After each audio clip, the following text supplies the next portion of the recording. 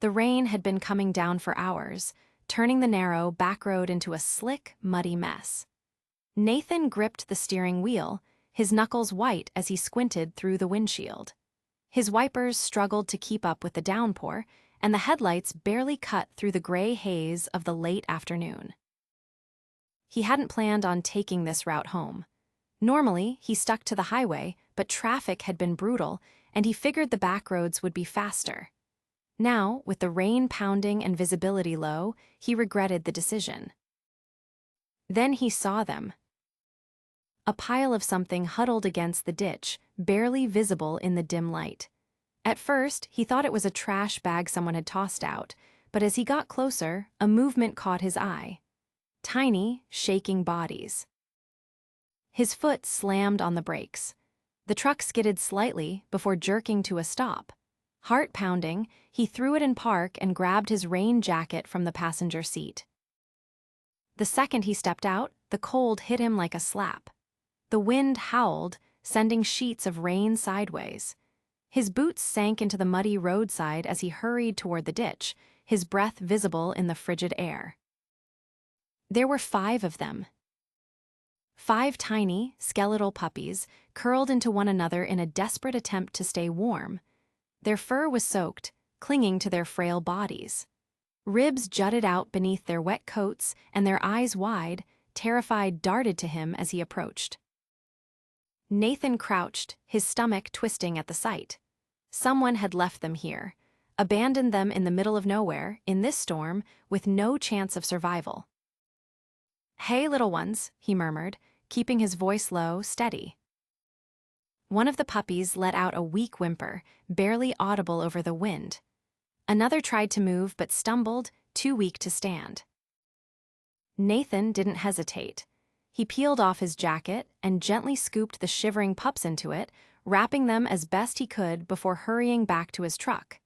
He climbed inside, placing the bundle carefully on the passenger seat.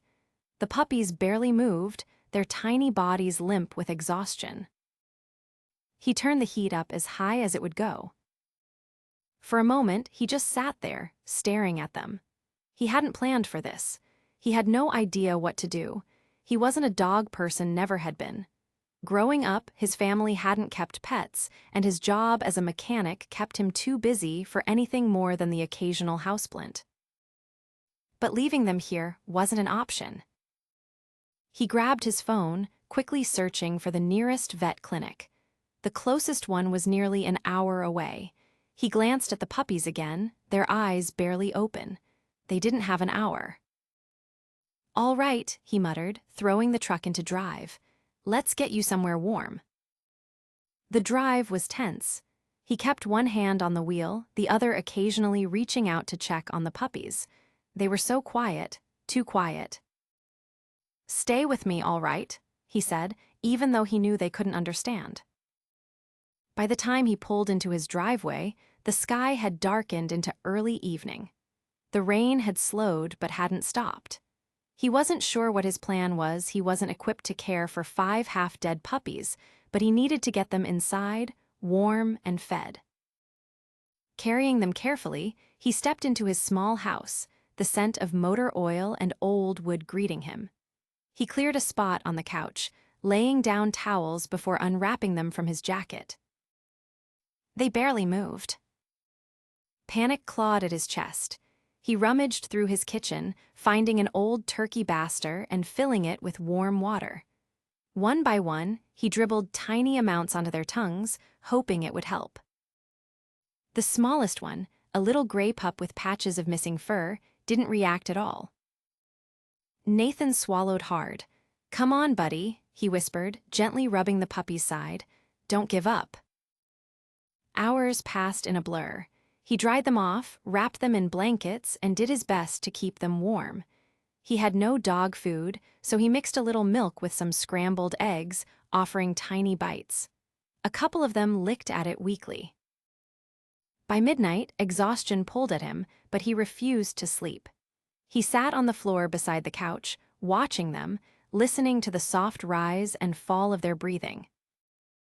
The little gray pup was still worrying him. He was the weakest of the bunch, barely responding to touch. Nathan sighed, rubbing a hand over his face. Guess I need to name you, huh?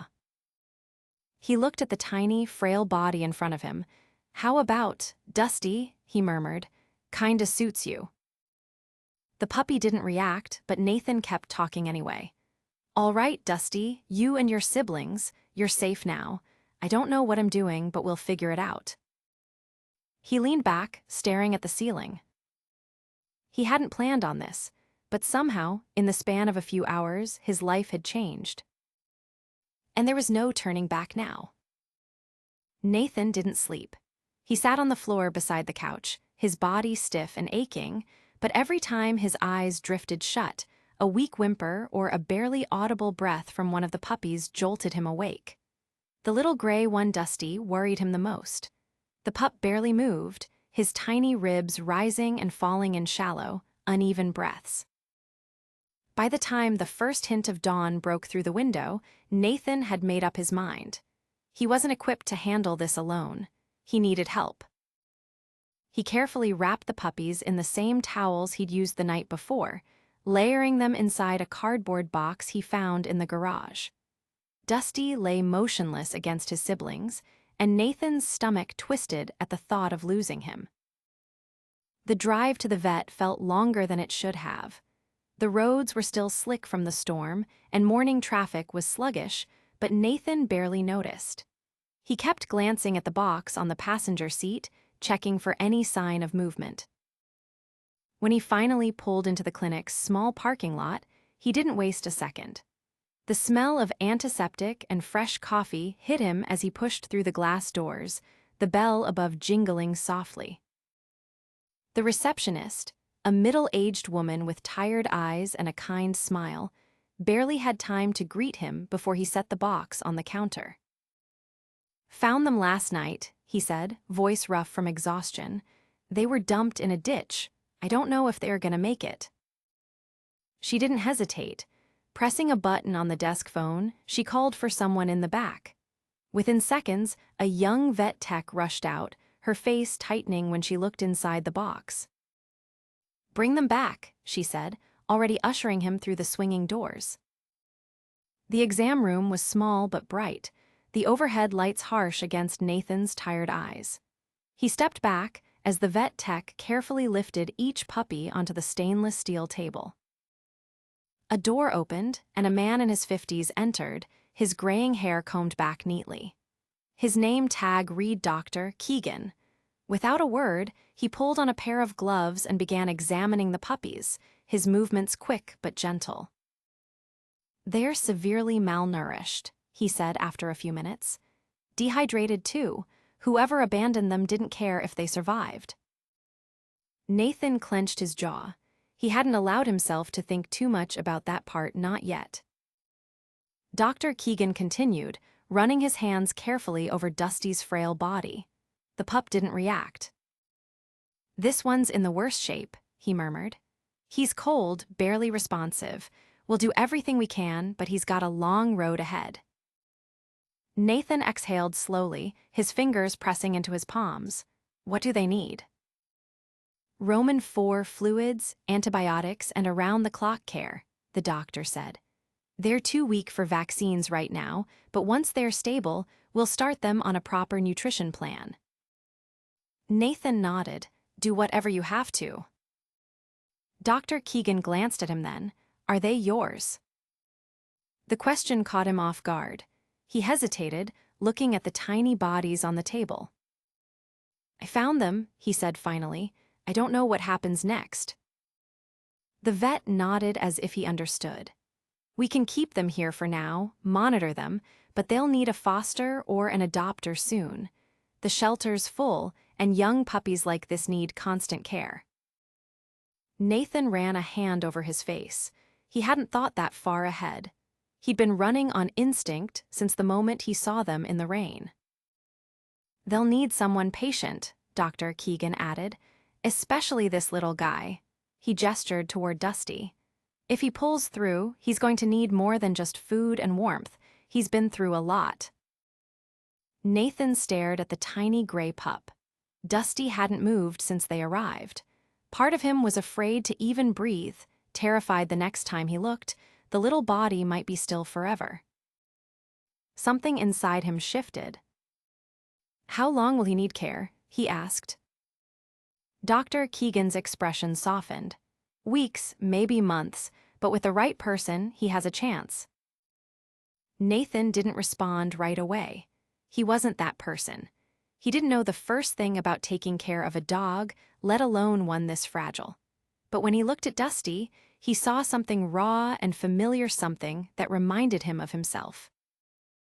Alone, uncertain, fighting to survive. Before he could second-guess himself, he exhaled through his nose and looked back at the vet. "If he makes it," he said, voice steady, "I'll take him." Dr. Keegan studied him for a moment, then nodded. "All right, let's focus on getting him through the next few days first."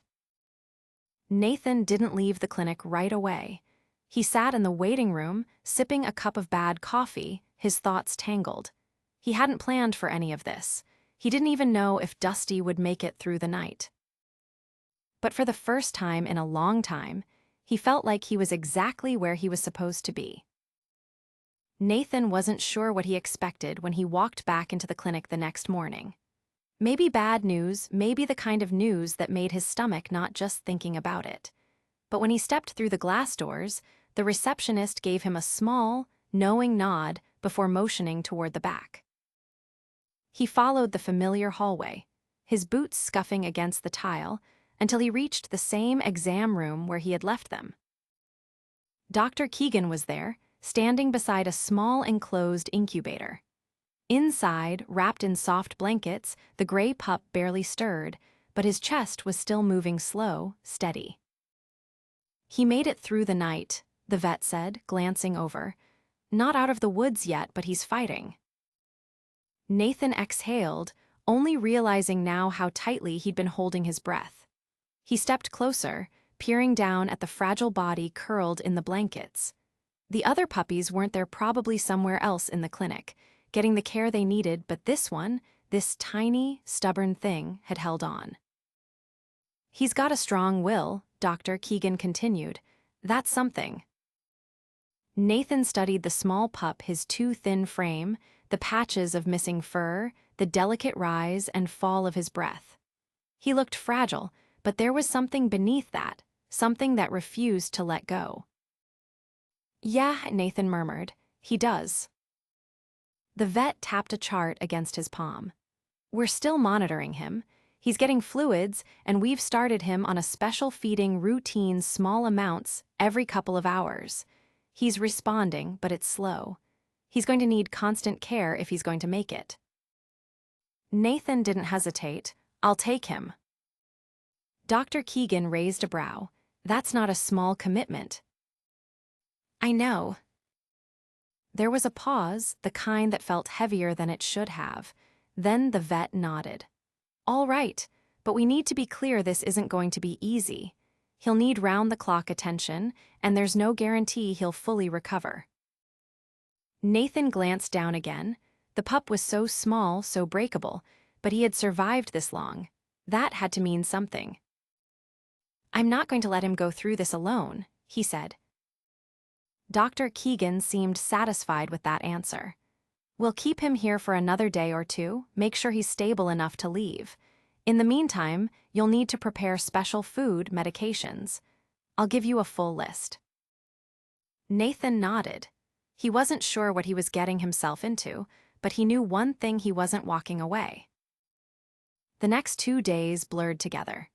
Between work and checking in on the pup, Nathan barely had time to think about much else. He made the necessary preparations, bought the food, the medications, even picked up a small crate, though the idea of putting the little guy in there didn't sit well with him. When the clinic finally called to say he was ready to go home, Nathan was already in his truck, pulling into the parking lot before the receptionist had even hung up. Dr. Keegan met him in the back, holding a small bundle wrapped in a soft blanket. The pup was still thin, still weak, but there was a little more life in him, now his eyes cracked open just enough to take in the world around him. "He's still fragile," the vet warned, handing him over. Keep him warm, keep him fed, and watch for any signs of distress. If anything seems off, bring him back immediately. Nathan adjusted the bundle in his arms, feeling the slight tremble of the small body against his chest. "I got it," he said. The vet hesitated, then gave him a rare, approving nod. "Good luck." The drive home was quiet. Nathan kept glancing at the pup, half expecting him to slip away before they even pulled into the driveway. But he didn't. He was still there, still breathing, still holding on. Inside, Nathan set him down gently on the couch, carefully unwrapping the blanket. The pup barely moved, but his eyes flickered open just a little more now, watching as Nathan settled beside him. For a long moment, neither of them moved. Then slowly, cautiously, Nathan reached out, resting his hand lightly against the pup's side. He felt the fragile warmth, the unsteady rise and fall of his ribs. "You're tougher than you look," he murmured. The pup didn't respond, but something in the way he blinked, the way he barely shifted toward the warmth of Nathan's hand, made something tighten in his chest. He sat there for a long time, listening to the quiet sounds of breathing. Then, almost without thinking, he said, "Dusty." The name settled into the space between them, fitting in a way that felt right. The pup didn't react, not really. But for the first time, as Nathan sat there, watching over him, he felt something shift. Dusty wasn't just some abandoned stray anymore. He was home. Nathan hadn't realized how much his life would have to change. The first night with Dusty at home was tense. Every small noise, every shift in the pup's breathing had him on edge. He kept the little dog close, setting up a makeshift bed on the couch where he could keep an eye on him. Sleep was out of the question. Every couple of hours, he was up, carefully feeding Dusty the vet-approved formula with a syringe, making sure he swallowed, making sure he didn't choke. By morning, the exhaustion sat heavy on him, but Dusty was still here. That was enough. Nathan called out of work. He didn't have a plan, just knew he couldn't leave Dusty alone in this condition. The other puppies were still at the clinic, being monitored, but Dusty had barely been strong enough to come home. If something went wrong, Nathan needed to be there. The day was slow. Dusty slept most of it, curled up in the blankets Nathan had placed in a shallow box beside the couch. He barely moved, but his breathing was steady, his tiny chest rising and falling in a rhythm that Nathan found himself memorizing. At one point, he sat at the kitchen table, staring blankly at the bills stacked in front of him. Vet costs weren't cheap. The fluids, the medications, the special food, it all added up fast. Nathan had savings, but not much. He'd been scraping by as it was, picking up extra shifts at the garage whenever he could. Now he had another mouth to feed, one that couldn't survive without constant care. His phone buzzed. It was a message from the clinic, an update on the other puppies. They were stable, responding well to treatment, but they still needed long-term care. The shelter was at capacity, and the clinic was only a temporary solution. Nathan set the phone down, rubbing his eyes. He hadn't even figured out what he was going to do with Dusty yet, let alone the others. A weak sound pulled him from his thoughts. He turned toward the couch. Dusty had moved. It wasn't much, just a small shift of his head, but his eyes were open, blinking sluggishly. Nathan stood, moving carefully toward him. The pup's gaze flickered up, barely focusing. He looked weak, fragile, but his ears twitched slightly as Nathan crouched beside him. It was the first time Dusty had really looked at him. Not just in passing, not through half-lidded exhaustion. There was something else in his expression, now something hesitant but aware. Nathan reached out, keeping his movements slow. His fingers barely brushed against the pup's side, feeling the thinness of his frame. Dusty didn't pull away. He let out a breath he hadn't realized he was holding. For the next few hours, Nathan kept a close watch. Dusty still didn't move much, but there were small signs of progress. A weak lap at the syringe when Nathan offered water, a tiny shift in position when he adjusted the blankets. It wasn't much, but it was something. By evening, Nathan realized he hadn't eaten all day. He threw together a quick sandwich, eating it at the counter while keeping Dusty in sight. The house was quiet, too quiet. He used to like it that way, coming home to silence, no obligations, no one to worry about but himself. Now, every quiet moment felt heavy, like he was waiting for something to go wrong. The phone rang. He grabbed it, recognizing the number. Dr. Keegan's voice was calm but direct. Dusty's test results had come back. Malnutrition was the biggest issue, but there were other concerns. Underdeveloped organs, signs of past infections, nothing fatal, but nothing easy either. Nathan listened, absorbing the weight of it. The vet didn't sugarcoat things. Dusty had survived the worst of it, but the road ahead wasn't clear. There would be complications. Nathan glanced toward the couch. The little pup was still, his breathing soft but steady. He made his decision before he even realized it. "I'll do whatever it takes," he said into the phone. There was a pause on the other end, then a quiet acknowledgement. The vet listed out the next steps: adjustments to his diet, follow-up appointments, warning signs to look for. Nathan took it all in, committing it to memory. By the time he hung up, the exhaustion had settled deep, but so had something else. Dusty had a long way to go. But he wasn't going anywhere. The days turned into weeks, each one marked by slow, steady progress. Dusty grew stronger, his once ragged frame filling out little by little. The trembling weakness that had defined his first days at Nathan's house faded, replaced by a tentative curiosity. He still tired easily, still had moments where exhaustion pulled him under, but the change was undeniable. Nathan adjusted his routine without thinking about it. Mornings started earlier, with careful feedings and quiet moments spent watching Dusty as he stretched and moved with more confidence. Evenings ended later, with gentle check-ins and the soft weight of the pup curled against his side on the couch. At first, Dusty hadn't known what to do with the space around him. He had stayed close to his blankets, hesitant to explore. But as the days passed, he began testing the boundaries of his world. A few steps toward the kitchen, a slow, cautious sniff at a worn-out work boot. Each new movement felt like a victory.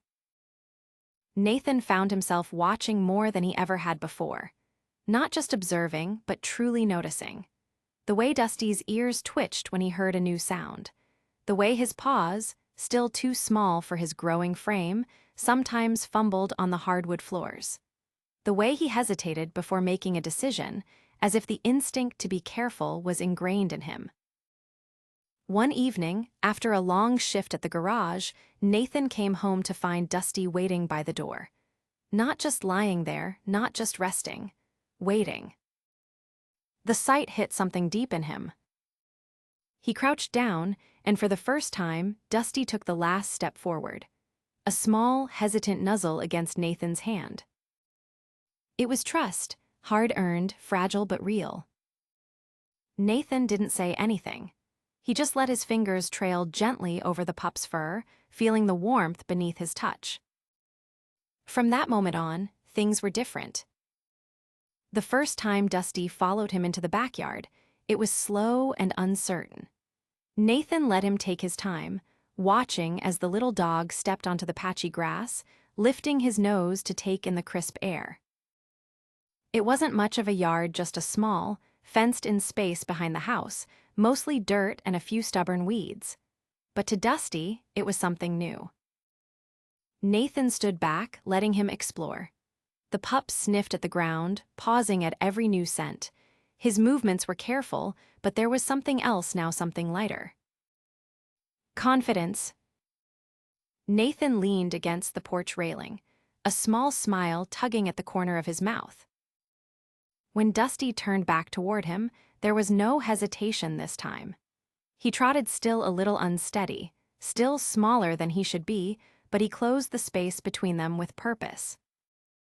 Nathan crouched down, and Dusty pressed against him, warm and solid. That night, for the first time, Dusty curled up beside him on the couch without being placed there. He chose to stay.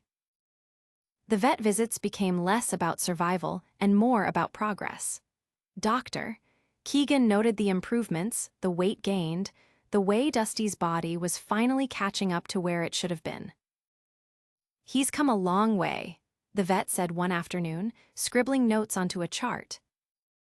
Nathan nodded, watching as Dusty sniffed curiously at a corner of the exam table. "He's not the same dog you brought in," Dr. Keegan continued, glancing up. "You've done right by him."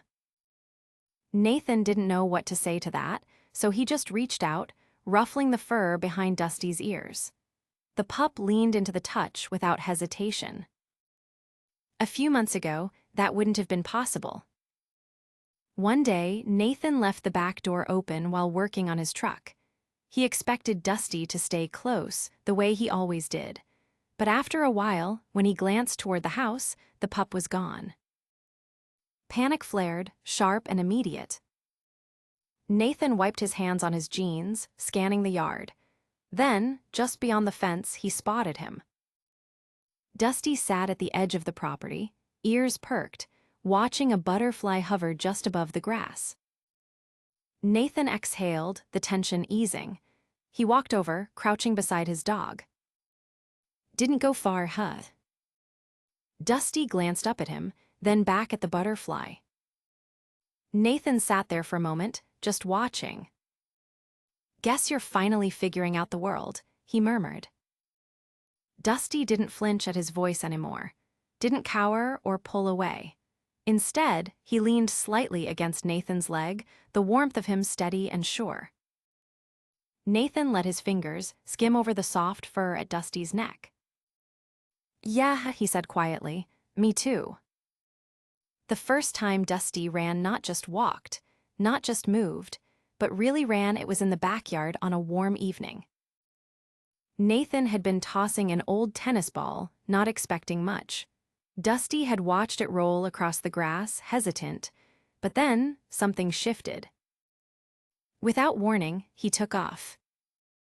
His legs weren't quite coordinated, his movements still a little awkward, but there was no hesitation. He chased the ball, paws kicking up dirt, ears flopping wildly. Nathan couldn't stop the grin that spread across his face. Dusty skidded to a stop, grabbed the ball, and turned back. For a second, he just stood there, ball in his mouth, looking at Nathan like he wasn't sure what to do next. Nathan crouched down, holding out a hand. "Bring it here, buddies." Dusty hesitated, then trotted back, dropping the ball at his feet. Nathan picked it up. "Good boy." The words felt natural, easy. Dusty wagged his tail, just a little. Nathan threw the ball again. And this time, Dusty didn't hesitate at all. Months passed, and the weight of those early days faded into something softer. Dusty wasn't just surviving anymore, he was living. Nathan found himself adjusting in ways he never thought possible.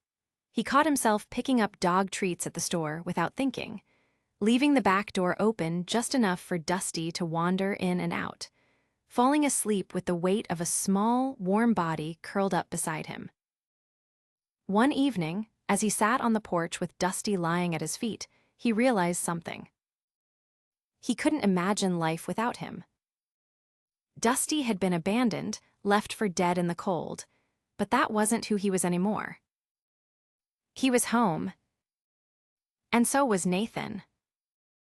As winter gave way to spring, the changes in Dusty became undeniable. His frame had filled out, no longer the frail, skeletal shape Nathan had first carried into his home. His coat, once patchy and dull, had grown in thick and soft, the gray now richer, healthier. The once hesitant movements were now full of energy, his steps confident as he explored the world around him with relentless curiosity. Nathan had fallen into a routine that he never would have imagined for himself months ago. Early mornings, were no longer just about getting ready for work, they were about the sound of paws patting across the hardwood, the excited wag of a tail as Dusty waited for his food. Evenings were no longer just about collapsing onto the couch after long shifts, they were about walks through the quiet streets, the rhythmic click of claws against pavement, the occasional glance from Dusty as if to make sure Nathan.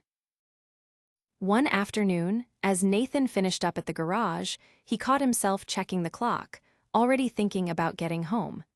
That was how things were now. It wasn't just a house waiting for him, it was Dusty. The first time Nathan took Dusty to the park, he wasn't sure how the dog would react. The space was open, wider than anything Dusty had experienced since coming home. For a moment, Dusty hesitated, his paws planted firmly on the edge of the grass. Then, something shifted. Dusty took off, his legs stretching in a full sprint across the field. Nathan watched as the dog moved without restraint, the wind catching his fur, his ears bouncing with each stride. There was no hesitation, no fear, just pure, unfiltered joy. After a few laps, Dusty trotted back, his tongue lolling out, eyes bright. Nathan crouched down, running a hand over his head. The warmth beneath his fingers was familiar now. With spring settling in, Nathan started leaving the windows open in the evenings, letting the cool air drift in. Dusty had claimed a spot by the back door where he would sit for hours, watching the world outside. Nathan sometimes wondered what he was thinking, if he remembered the life before all this, the cold rain, the empty ditch, the desperate fight for survival. One evening, after a long day at work, Nathan sat on the porch steps, watching Dusty stretch out in the grass. The dog had grown comfortable here, his movements easy, his place in the world no longer uncertain. A car pulled up to the curb, and Nathan glanced over as Dr. Keegan stepped out. The vet had been by a few times over the past months, checking in on Dusty's progress. They didn't exchange pleasantries, there was no need. Doctor, Keegan crouched down, letting Dusty sniff at his hand before offering a small scratch behind his ears. "He looks good," Keegan said finally, standing again. Nathan nodded. "Yeah, he does." Keegan studied the dog for a moment longer before turning his attention back to Nathan. "He's come a long way from when you first brought him in." Nathan didn't respond right away. He thought back to those first days, the fear, the uncertainty, the weight of responsibility that had settled on his shoulders. Now, looking at Dusty, it was hard to believe that was the same dog. Keegan shifted slightly. The other pups, they all found homes. Nathan hadn't asked before, maybe because he hadn't wanted to know. Now, hearing it, he felt something settle in his chest. "They're doing well," Keegan continued. "Not all of them had an easy time adjusting, but they're safe." Nathan nodded. Dusty had been the weakest back then, the one who had barely made it. Now he was here, strong, thriving. As Keegan left, Nathan sat back down, stretching his legs out in front of him. Dusty padded over, settling beside him. The house wasn't just his anymore. Nathan reached over, his fingers brushing against the fur at Dusty's neck. He wasn't sure who had saved who.